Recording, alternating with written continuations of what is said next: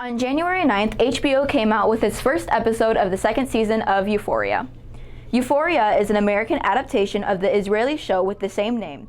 The show follows the main character Rue, who's played by Zendaya, as she struggles with drug abuse at only 17. The show became a hit for HBO, with the show winning 3 Emmy Awards, but it started to get backlash for its glamorization of drug abuse. Oh yeah, 100%.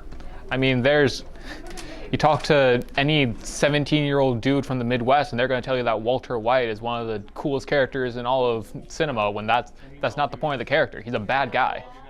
Oh, definitely. Like high school TV shows, for example, they're like, if you do drugs, you'll fit into the cool kids, which in reality isn't really the case. Shows like Euphoria glamorize things like drug abuse, but HBO actually educates their audience by always ending their shows with a hotline to help the people who have dealt with these harsh issues. Even though HBO has a hotline, there is more that shows could do. Show it for what it really is. When you're, talking about heroin use or whatever, you shouldn't be talking about how awesome the high is or how it feels coming down from it. You should show people, choking after overdosing, because that's the reality of what it is. Like, just don't include that in the show then. You can think of there's a whole bunch of other stuff that you can think of to put in the show. There should be more security for different rated shows.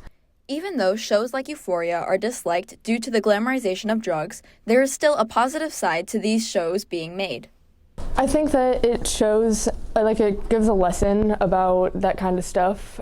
And on top of that, it shows, it can show teenagers what will happen if you do participate in some illegal activities. The second episode of Euphoria Season 2 airs on Sunday at 8 p.m. I'm Gwen Mathis with PCTV News. Back to you in the studio.